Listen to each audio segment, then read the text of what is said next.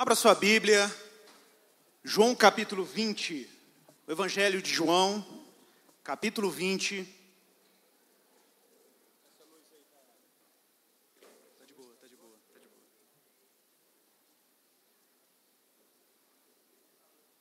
Vamos ler o verso 1 e a gente vai seguir uma caminhada aí. Evangelho de João, capítulo 20, verso 1, diz assim: No primeiro dia da semana, estando ainda escuro, Maria Madalena foi ao sepulcro de madrugada e viu que a pedra havia sido removida. Então correu ao encontro de Simão Pedro e de outro discípulo a quem Jesus amava e lhes disse: Tiraram a pedra e tiraram do sepulcro o Senhor e não sabemos onde o puseram. Então Pedro e o outro discípulo saíram e foram ao sepulcro, e os dois corriam juntos, mas o outro discípulo correu mais depressa ainda do que Pedro e chegou lá primeiro. Abaixando-se, viu os panos de linho deixados ali, mas ele não entrou. Chegando Simão Pedro, que o seguia, entrou no sepulcro e viu os panos de linho deixados ali. Viu também que o lenço que fora colocado sobre a cabeça de Jesus não estava com os panos, mas dobrados em lugar à parte. Então, o outro discípulo que chegara primeiro ao sepulcro, também entrou, viu e creu, porque ainda não entendiam a escritura segundo a qual era necessário que ele ressuscitasse dentre os mortos. Então, os discípulos voltaram para casa. Maria, porém, ficou em pé, chorando diante do sepulcro. Enquanto chorava, abaixou-se para olhar para dentro. E viu dois anjos vestidos de branco, sentados onde estivera o corpo de Jesus, um à cabeceira e o outro aos pés. E eles lhes perguntaram: Mulher, por que você está chorando? E ela respondeu: Levaram o meu Senhor, e eu não sei onde puseram. Ao dizer isso, ela se virou para trás e viu Jesus em pé, mas não o reconheceu. Jesus lhe perguntou: Mulher, por que você chora? A quem você procura? Pensando ela que fosse o jardineiro, respondeu-lhe: Senhor, se tu levaste, dize-me onde puseste, e eu levarei. Então Jesus lhe disse: Maria. Virando-se, ela lhe disse na língua dos hebreus: Rabone, que significa mestre. E Jesus lhe disse ainda: Não me segures, pois ainda não voltei para o Pai. Mas vai a meus irmãos e dize-lhes que estou voltando para meu Pai, vosso Pai, meu Deus e vosso Deus. E Maria Madalena foi anunciar aos discípulos: Eu vi o Senhor, e relatou as coisas que ele lhe dissera. Quando chegou a tarde daquele dia, o primeiro dia da semana, estando os discípulos reunidos com as portas trancadas por medo dos judeus, Jesus chegou, colocou-se no meio deles e disse-lhes: Paz seja convosco. Ao dizer isso, mostrou-lhe as mãos e o lado, e os discípulos se alegraram ao verem o Senhor. Então Jesus lhes disse pela segunda vez: Paz seja convosco. Assim como o Pai me enviou, eu também vos envio. E havendo dito isto, soprou sobre eles o Espírito e disse: Recebei o Espírito Santo. Se perdoardes os pecados de alguém, também serão perdoados os vossos pecados. E se os retiverdes, eles serão retidos. Pai, em nome de Jesus, ilumina o nosso coração com a Tua palavra. Fala conosco no poder do Teu Espírito, na dependência que temos da Tua santa graça, Senhor, naquilo que o Evangelho é, aquilo que a Tua palavra é, boa nova, boa notícia, reconcilia corações alienados de Deus, afastados, corações que foram arrefecidos pela perda da comunhão. Aquece as nossas intenções, mente, disposições e afetos para a Tua glória, Senhor. É a oração da igreja em nome de Jesus. Amém? Irmãos, o momento aqui é dramático. De acordo com o Evangelho de João, a gente percebe isso nos capítulos anteriores que narram a crucificação de Jesus. O cenário é de absoluta tensão. Se você ler o Evangelho de João inteiro, do início ao fim, você vai perceber que os discípulos vão tendo uma revelação progressiva a respeito da obra de Jesus. Os discípulos têm muita dificuldade de conceber quem Cristo é. As expectativas dos discípulos variam de um para o outro. Alguns discípulos acreditam que Jesus é o Messias, Outro que Jesus é, de alguma maneira, alguém que vai cumprir a expectativa judaica do reino messiânico, que vai tomar o trono de Davi. Outros discípulos têm expectativas até revolucionárias, que Jesus veio para transformar a sociedade judaica e libertar os judeus da tirania romana. De fato, as expectativas são muito variadas. Um deles, o traidor Judas, experimentado em ver Jesus demonstrando poder de forma corriqueira no seu ministério, tem uma expectativa muito particular. Se Jesus tem o poder que ele demonstra ter, esse é o cara para tomar o trono de Davi, trazer o reino e expulsar os romanos da Judéia. De fato, Jesus está caminhando para Jerusalém. E qualquer judeu da época de Jesus sabia disso. Que se Jesus é filho de Davi, e se Jesus vinha dando sinais de que ele era o Messias, a marcha dele para Jerusalém só podia significar uma coisa: ele vai tomar o trono de Davi. Ele vai se assentar no trono de Davi e vai requerer as promessas messiânicas e vai manifestar o reino de Deus diante de toda a terra. Mas ao longo da caminhada de Jesus a Jerusalém, Jesus já vem pré-anunciando o seu sofrimento. E aquilo era inadmissível para os discípulos. Era tão inadmissível no sistema de crença judaica dos discípulos de Jesus, que eles fingem não ouvir, não conseguem processar. E Jesus está avisando: o Filho do Homem vai ser entregue aos sumos sacerdotes. O Filho do Homem vai ser entregue para ser crucificado. E na medida que Jesus galga a sua jornada até Jerusalém, lembrando que grande medida, 80% do ministério de Jesus, ele concentra a sua atividade messiânica na Galileia. Jesus subindo para a Judéia podia ser um excelente sinal. Será que é agora que Jesus vai tomar o reino? Será que é agora que Jesus vai estabelecer e subjugar os gentios, o poder estrangeiro?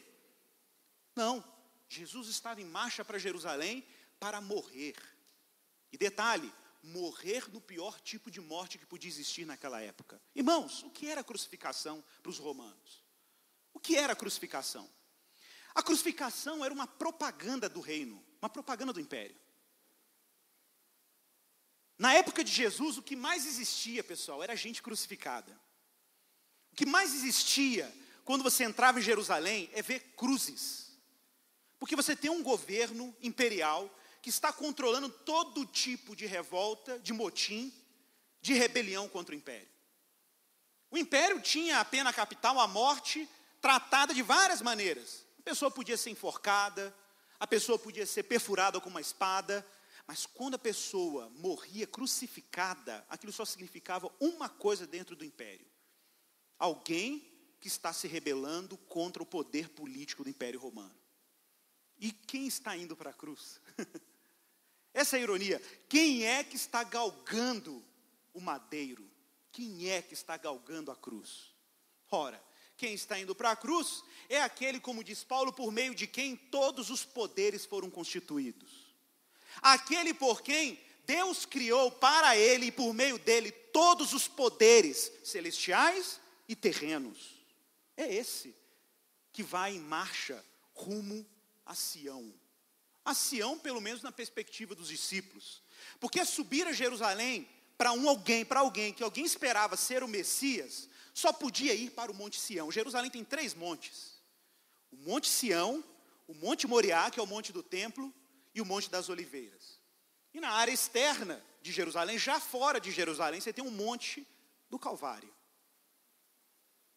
Um discípulo olhando para Jesus como filho de Davi, depois de fazer coxo andar, cego ver, depois de acalmar a tempestade, depois de andar sobre as águas, galgando a sua jornada até Jerusalém, só podia significar uma coisa: Jesus vai assentar na cidade de Davi, no Monte Sião. Mas de repente, Jesus, ao entrar na cidade, rumo ao que poderia ser o trono davídico, acontece um desvio que surpreende os discípulos. Jesus vai em direção ao Calvário. Jesus vai em direção ao seu sacrifício. E ele morre no instrumento dos inimigos. Jesus é sepultado. Jesus é sepultado de forma extraordinária, Deus usa circunstâncias históricas para colocar Jesus dentro daquela sepultura. Mas o que me assombra é o modo como Maria Madalena vai ao túmulo de Jesus. Um discípulo nega, o outro trai, o outro é disperso, um outro foge, um fica aos pés da cruz, que é João, e diante desse cenário de terror, em que parece que todo o projeto messiânico de Jesus tinha fracassado, em que tudo parecia acabar, nós investimos energia, nós colocamos tempo, nós colocamos companheirismo, nós corremos risco com Jesus, para Jesus chegar nesse fracasso. O filho de Davi crucificado, no instrumento de morte romana. Irmãos, a cruz significava uma coisa para o império. O que os romanos queriam dizer com a cruz? Qualquer pessoa que se rebela contra o império vai exercer o seu exclusivo poder sobre a vida e sobre a morte. Era isso que a crucificação significava. A crucificação era uma propaganda. As pessoas eram expostas para propagar o poder que o império arrogava para si, de controle sobre a vida e sobre a morte. Mas o que vemos nesse texto é o Cristo crucificado e morto. Nós vemos aqui um Messias aparentemente fracassado. O Messias que fracassou no seu projeto. O Messias morto. O Messias vencido, esmagado pelos poderes temporais. É isso que Cristo é até esse momento. Maria Madalena, ainda naquela espécie de frustração messiânica, no mínimo que sobrou para ela era a lembrança dos vínculos de amizade com Jesus e como Jesus havia tido misericórdia com a sua própria vida, e ela vai ao túmulo para chorar. Ela não vai para o túmulo com nenhuma expectativa de encontrar um Cristo ressuscitado, ela vai para chorar. E quando Maria Madalena chega naquele túmulo, ela vê o túmulo vazio. Roubaram o corpo de Jesus. Sequer passaram na sua cabeça as incontáveis vezes que Jesus pré-anunciou: o Filho do Homem vai morrer, mas ele vai ressuscitar. Ele vai morrer, mas no terceiro dia ele vai ressuscitar. Sequer houve menção na sua memória dos ditos de Jesus. O que Maria encontrou ou esperava encontrar? Apenas um déjà vu, uma repetição de um Messias fracassado, de um projeto messiânico que fracassou. Jesus aparece a Maria Madalena. E Maria Madalena confunde Jesus com o jardineiro. E não é ironia e não é acidente que o texto bíblico fala de 3 eventos que aconteceram no jardim. O primeiro deles foi a queda do homem no Éden. O segundo evento é Jesus no Getsêmani. E o terceiro é com Cristo ressuscitado. Parece lógico que se o pecado entrou por um homem que cai no jardim, também o pecado deveria sair por um homem ressuscitado no jardim. Parece óbvio que Deus está construindo um cenário em que Deus está fazendo algo maior do que simplesmente destituir os poderes temporais aparentes. Maria ainda não tinha entendido, era muita informação. Ela confunde Jesus com o jardineiro. E de fato não foi isso que Adão era lá no jardim? O destino de Deus era que o homem fosse um grande jardineiro para a sua glória. E como aparece o segundo Adão? Senão alguém confundido com o jardineiro. E ali está Jesus, o segundo Adão, como diz Paulo em Romanos capítulo 5. E de repente Jesus diz para ela não temer, mas ir e anunciar aos discípulos o que ela acabara de ver. E quando ela chega aos discípulos, os discípulos não acreditam. E olha que cena trágica. Quando chegou a tarde daquele dia, verso 19, primeiro dia da semana, era um domingo, estando os discípulos reunidos com portas trancadas. Adivinha por quê? Medo dos judeus. Medo dos judeus. Era uma igreja medrosa. Era uma igreja apavorada com os poderes deste século. Era uma igreja tímida, uma igreja que ficava remoendo o fracasso do Cristo crucificado. Se é que nós podemos dizer que era uma igreja, era um grupo de discípulos amedrontados, com portas trancadas. E muita gente cristã vive esse tipo de experiência. Você constrói uma realidade que você controla. Você cria um projeto de vida que você consiga controlar todas as variáveis. Você tranca a porta. Você se isola da vida social. Você se isola numa bolha cultural, se privando de experimentar a realidade de Cristo, apavorado com as ameaças desse século, apavorado com as possibilidades do que o mundo pode produzir, ou de como o mundo pode reagir diante da sua fé, porque você abraçou um projeto que parece fracassado. Você olha para a mídia, o que você vê é gente arrogando sucesso, sucesso financeiro, sucesso intelectual, sucesso cultural. O projeto de crer em Jesus parece um fracasso. Cristãos ostentam a cruz e fazem menção da cruz. Essa mensagem escandalosa de que Deus abraçou na cruz a justa ira para reconciliar pecadores consigo mesmo. Que mensagem desajeitada para falar para pecadores que acham que podem chegar ao cume do sucesso por esforço próprio. Esse é o escândalo da mensagem do Evangelho, que discípulos devem carregar. Mas os discípulos estavam com medo, cerrados, trancados a 7 chaves. E de repente Jesus, sem ter que abrir a porta, aparece no meio deles. Na versão de Lucas, Jesus aparece, os discípulos acham que é um fantasma. E os discípulos estão em pânico diante da imagem. Porque o que é isso? A casa está trancada, esse homem apareceu aqui. E Jesus diz claramente, assim, olha pessoal, vocês já viram fantasma de carne e sangue? Tragam para mim o pão, tragam para mim peixe. E Jesus come aquilo. Olha, uma vez eu ouvi isso de um teólogo britânico, eu achei surpreendente. Quantos de nós aqui, naquele momento em que Jesus apareceu, naquela casa sem abrir a porta, quantos de nós não diríamos, pô, Sigo, será que Jesus ressuscitado não era uma espécie de fantasma? Será que Jesus ressuscitado não era uma espécie de um espectro? Jesus era um ser translúcido.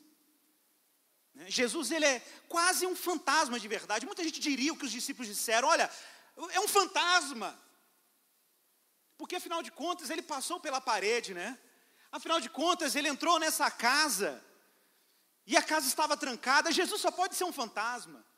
Jesus só pode ser uma nuvem, uma energia. Mas eu ouvi desse teólogo britânico ele dizendo que inverta a lógica. Inverta a lógica. Na verdade, não é que Jesus é translúcido. Não é que Jesus é menos real. Não é que Jesus é um espectro. Pense ao contrário. Jesus é o fundamento de toda a realidade. Jesus é realidade bruta. Jesus é tão denso na sua realidade. Atenção para isso. Jesus é tão concreto naquilo que Ele é. Jesus é tão verbo da vida que sustenta todas as coisas pela palavra do seu poder, que aquilo que nós achamos que é real, que fica translúcido diante da realidade dEle. Que aquilo que nós achamos que é real, vira uma cortina diante da densidade da realidade dEle. Meus irmãos, a ressurreição de Jesus é o anúncio de uma realidade. A ressurreição de Jesus é o anúncio do triunfo definitivo de Deus sobre a morte. A ressurreição de Jesus é o anúncio de que aquele por meio de quem todas as coisas foram criadas, assumiu a criatura humana, assumiu a nossa vulnerabilidade, o nosso medo da morte, o medo que os discípulos estavam tendo nessa hora. E o primeiro anúncio de Jesus é quase uma piada, porque os discípulos estão tremendo de medo. E Jesus entra no susto e fala, paz seja convosco. É quase uma piada, a cena é quase cômica. Paz seja convosco. Está tudo em paz aí, galera? É isso que Jesus está fazendo, versão atualizadíssima. Está tudo certo aí, galera? Está tudo em paz aí? Está todo mundo zen aí? Nada, o povo estava tremendo de medo. Eles estavam apavorados. Porque é assim mesmo, a gente tenta controlar a realidade, a gente tenta controlar as circunstâncias, controlar as variáveis. A gente tenta fazer seguro de saúde, seguro de vida, seguro do carro. A gente paga contas altas para ter um mínimo de segurança existencial. A gente coloca dinheiro na conta, a gente acumula bens. A gente tenta controlar o maior número possível de variáveis para a gente não passar aperto na vida. E aí Jesus entra no meio da sua vida apavorada e aparece. Jesus simplesmente aparece no meio deles, é o que o texto diz. Jesus aparece e diz, paz seja convosco. Em outras palavras, o que vocês estão querendo controlar? O encontro dos discípulos com Cristo ressuscitado, meus irmãos, é o encontro dos discípulos com o real, com a realidade. Ô Igor, mas a realidade não é meu boleto bancário que eu tenho que pagar na segunda-feira? Ô Igor, a realidade não é que eu tenho que passar no Enem? Ô Igor, a realidade não é que eu tenho que ser próspero e conseguir muito dinheiro? Ô Igor, a realidade não é que eu tenho que seguir o meu plano de salvação? Você já viu crente com plano de salvação fora do Evangelho? Eu já vi. Tem crente em Jesus que tem um plano de salvação fora do Evangelho. Já viu?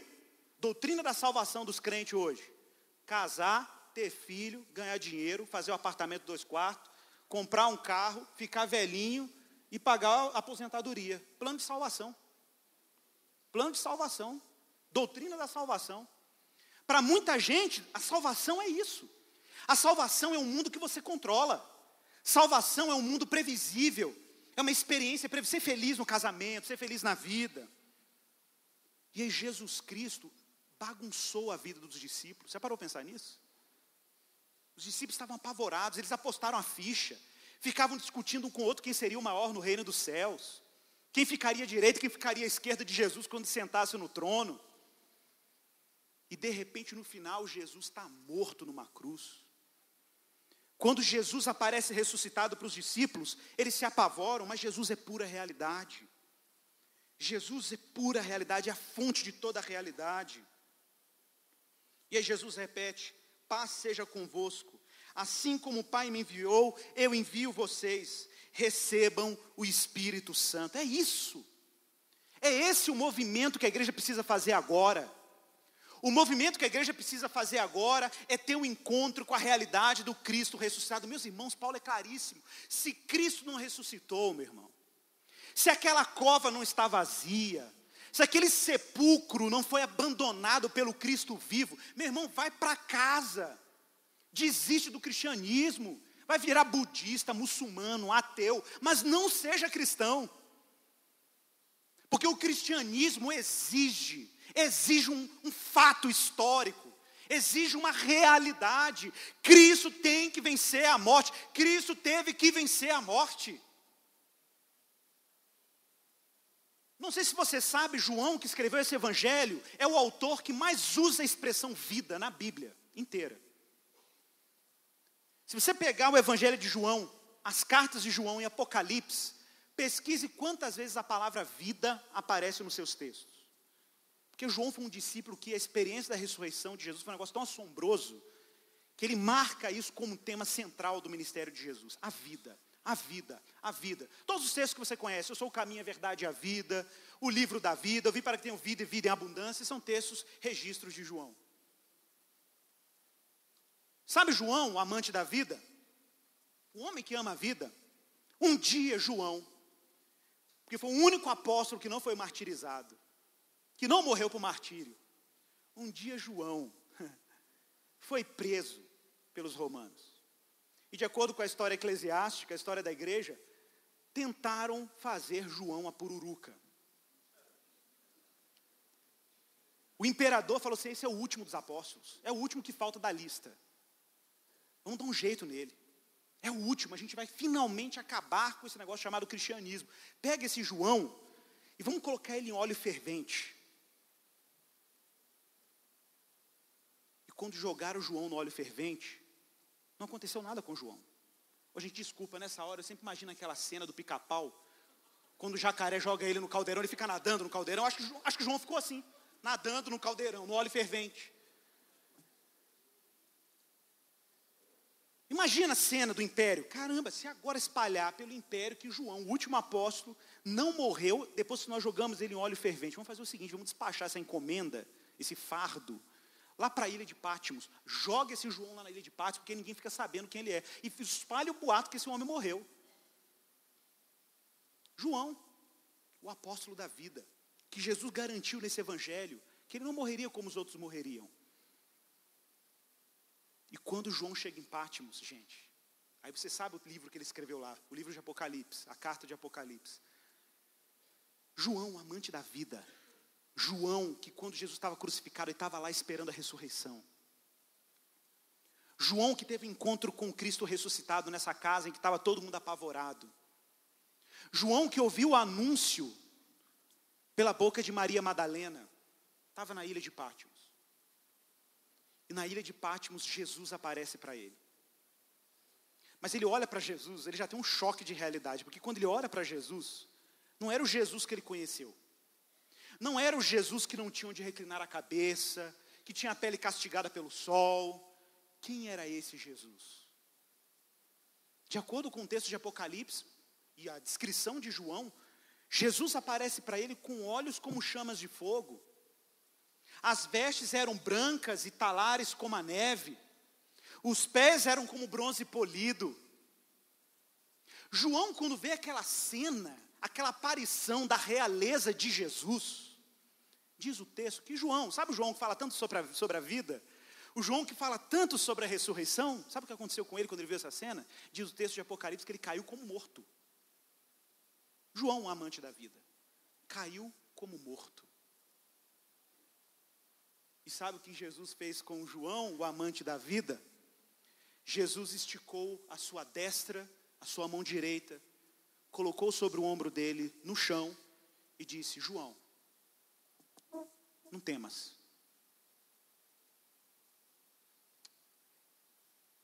Não temas. Eu sou o primeiro e sou o último. Eu estive morto. Eu estive morto. Mas agora eu estou vivo pelos séculos dos séculos. E eu tenho a chave. Desculpa, gente, cristão tem que ter imaginação. Eu fico imaginando Jesus com a chave rodando no dedinho assim, ó. E aí ele falando assim: e eu tenho a chave da morte e do inferno. Sabe por que você não morreu na caldeira? Aqui quem tem a chave. Aqui que tem a chave da morte e do inferno. Meu irmão, por que você acha que os cristãos colocaram o Império Romano de cabeça para baixo em missão? Por quê? O império arrogava o monopólio sobre a vida e sobre a morte. Todo mundo temia o poder do império, porque o império matava. E os discípulos estão pregando o evangelho em todo o mundo antigo. Os discípulos, os cristãos estão pregando Cristo por todo o Império Romano. Por uma única razão: eles não tinham mais o que temer. Porque eles sabiam quem tinha a chave da morte e do inferno. Por isso que cristãos, quando fazem missão radicados numa esperança. Cristãos só fazem missão porque sabem que não há morte nesse mundo que já não seja vencida. Cristãos só entram em estruturas de pobreza radical e violência porque eles sabem que não tem o que temer. Não existe nada mais contraditório do que um cristão trancafiado dentro de casa, trancafiado no seu carro com ar-condicionado e ignorando que Cristo triunfou sobre a morte, logo você não tem o que temer. Onde quer que nós tenhamos que levar Cristo, onde quer que tenhamos que levar a obra de Cristo, onde quer que tenhamos que anunciar a obra de Jesus, nós vamos. Não importa o risco, porque a gente sabe quem é que tem a chave da morte e do inferno. Então, meu irmão, chegou o momento da gente evocar a esperança cristã. Porque se Cristo triunfou sobre a morte, aquela cova está vazia, nós temos uma tarefa. E a tarefa é o que Jesus falou, que soprou o Espírito e fala: vão e anunciem, vão e falem do que vocês viram. Para encerrar, quando você vai para o livro de Atos dos Apóstolos, capítulo 1, Jesus está no Monte das Oliveiras. De novo, os discípulos fizeram uma leitura judaica. Os judeus sabiam, o Messias do Monte das Oliveiras só significava uma coisa, de acordo com a profecia de Zacarias. Só uma coisa: ele vai entrar em Jerusalém. Que de acordo com Zacarias, o Messias ia colocar os seus pés sobre o monte ia fender, e aí as nações entrariam pela porta oriental e o Messias sentaria no trono. Os discípulos estão esperando, é agora, ele ressuscitou, agora ele vai cumprir a expectativa messiânica. E os discípulos vão meio sem jeito, né? Olha como que os discípulos demoram a entender. Meio sem jeito. Jesus já apareceu 40 dias, Jesus ficou 40 dias ressuscitado. Apareceu para mais de 500 testemunhas. E os discípulos vão para Jesus e perguntam assim: Senhor, posso fazer uma pergunta? Vai, gente, fala aí. É agora que tu restaurarás o reino a Israel? Pergunta típica de um judeu da época de Jesus. É agora que você vai tomar o trono de Davi e vai estabelecer o reino? Aí Jesus vem e responde: olha, não vos compete saber tempos, épocas e anos que o Senhor reservou para a sua exclusiva autoridade. Não vos compete. Mas recebereis poder ao descer sobre vós o Espírito Santo, e ser-me-eis testemunhas, Jerusalém, Samaria, Judeia e até os confins da terra. Testemunha de quê, meu irmão? Testemunha de quê? Do que nós damos testemunho? Do que os discípulos dão testemunho? Nós damos testemunho de que Jesus Cristo venceu a morte. Nós damos testemunho de que Jesus é soberano sobre a vida e sobre a morte. Nós damos testemunho em estruturas tomadas pela morte. Nós damos testemunho. Toda a morte nesse mundo está contabilizada e vencida pelo triunfo de Jesus sobre a morte. Porque só Ele tem a chave da morte e do inferno. E enquanto os discípulos estão lá, olha como é que os discípulos estão. Jesus sobe aos céus, né? Jesus está indo para as nuvens, e os discípulos estão olhando. E tem um monte de crente assim hoje. Já viu crente olhando para as nuvens? O que mais tem crente olhando para as nuvens hoje. E os crentes estão olhando, Jesus subindo. E tem uma missão para fazer, mas ele está lá, arrebatado, olhando para Jesus nas nuvens dos céus. Tem uma vida para viver expressando a glória de Deus. Tem um testemunho para dar, e você está arrebatado. Crente místico, já viu crente místico? Ele fica ali arrebatado, contemplando os céus. O que foi, irmão? Estou vendo, vai chover, canta vai chover. Ele fica esperando, vejo a nuvem da mão de um homem, e por aí vai. Né? Aí ele fica ali arrebatado. Aí tem que vir anjo para despertar o sujeito. Varões galileus, aí eles tomam um susto, né? Opa, peraí, o que aconteceu? Por que vocês estão olhando para o céu assim, vendo o Filho do Homem subindo entre as nuvens do céu? Pois fiquem sabendo, do mesmo jeito que vocês viram ele subindo, ele vai descer. Então vai lá para Jerusalém, espera a promessa lá, vocês têm um trabalho para fazer. Meu irmão, não é o momento de ficar olhando para a nuvem, não. Deus nos deu uma tarefa. Deus nos comissionou com uma missão.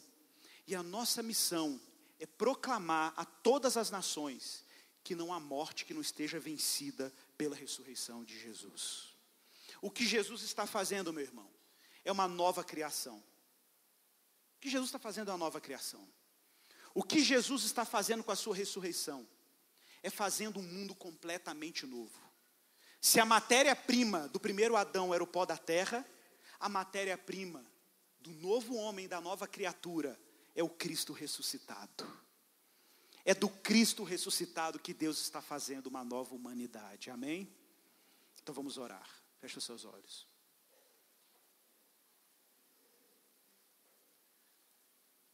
Pense aí no comissionamento. Pense aí na missão. Pense aí na tarefa. Pense nos seus medos.